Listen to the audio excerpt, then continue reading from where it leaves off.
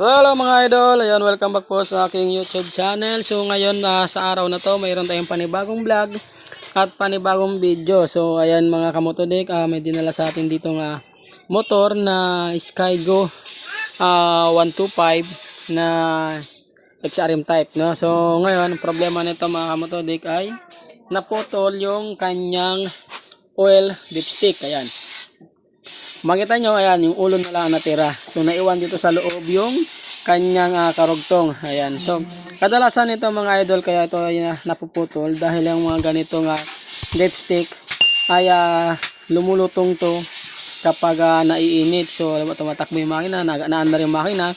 So, nainit po ito at nalutong yung kanyang oil dipstick. So, siguro pag pihit niya nung may-ari, nung pinihit to, na sobra ng pihit, kaya naman ay tumukod na yung kanyang dipstick sa crankcase ng makina at kaya naputol.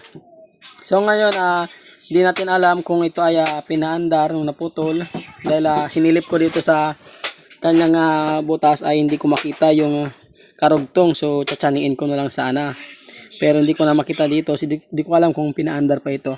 So ngayon gawin natin, baklasin ko tong kanyang crankcase cover. Ayan, so bago natin baklasin to, kailangan muna natin i-drain yung langis. So pinag-drain ko na yung langis. At syempre sa pagbabaklas nito, tanggal natin ang tambotso, yung kanyang footrest at yung kanyang kick pedal, or yung kanyang kickstarter.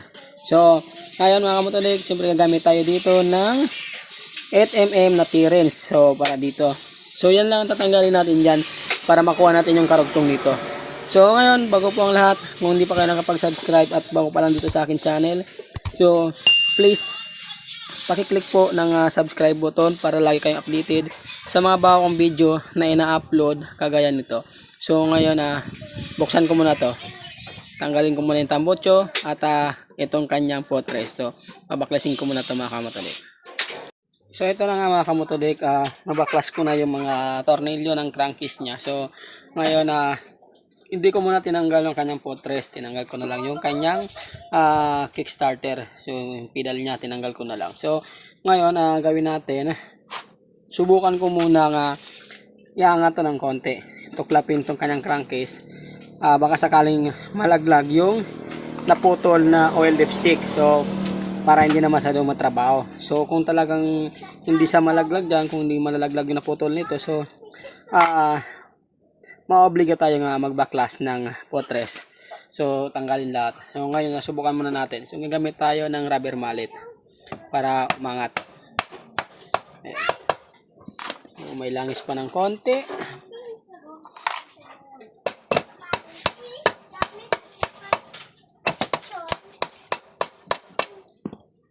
So ayan. Siangat lang natin ng konti, baka sakaling mahulog yung naputol.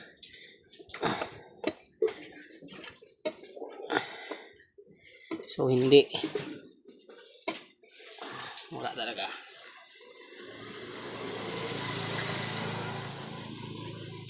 Guys,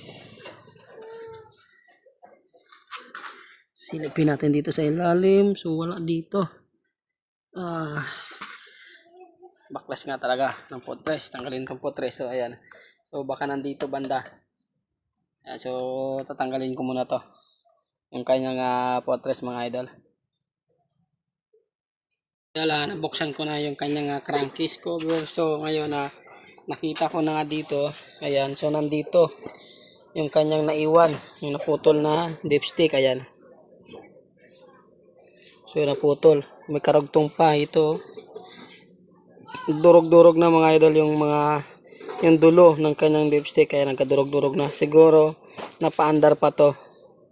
Ayan, so mabuti na lang hindi ito kumalang dito sa kanyang mga gear. So kahit plastic ito, makakasira din to ng gear.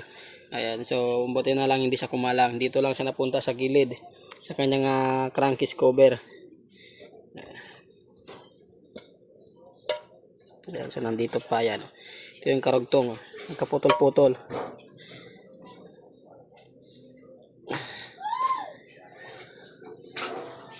Oh, wala na.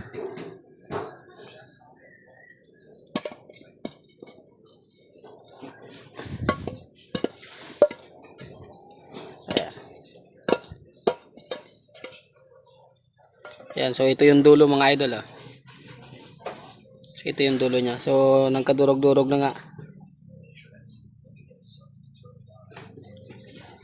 Pero at least mabuti na lang hindi siya napunta dito sa kanyang mga gear. So pwede kasing kumalso yan. Ayan, so ngayon mga kamotodik, natanggal na yung yung naiwan na dipstick. So ngayon babalik na natin tong kanyang crankcase cover. So ngayon, ayan, so sana makatulong sa inyo ang video na to at maging aral sa inyo ang video na to na wag nyo igpitan ng sagad yung kanyang dipstick, lalo na kung mahaba yung dulo ng dipstick, dahil sa oras na uminit yung makina nyo ay lumulutong to mga idol. Ayan, katulad nito, ayan, lumutong to. So tumukod na siya dito sa ilalim. Ayan, so tumukod na yan dito kasi nandito yung lagayan ng dipstick niya. Nung tumukod na dito, inigpitan ng sagad, kaya yan naputol dahil nga sa malutong na siya, dahil plastic lang naman yan mga kamotodik.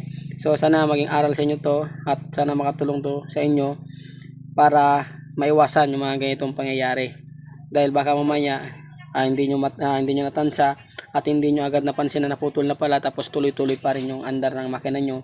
So posible kasi nga kumalso yan dito o kumalang dito sa kanyang mga gear. So makakasira din yan ng makina nyo mga idol. So sana sa mga hindi pa po nakapag-subscribe at nadaan lang kayo sa video na to, please click po ng subscribe button at notification bell para lagi po kayong updated sa mga bago kong video kagaya nito. So maraming salamat din po sa patuloy na nanonood at sumusuporta dito sa aking channel. So hanggang dito na lang po ang aking video.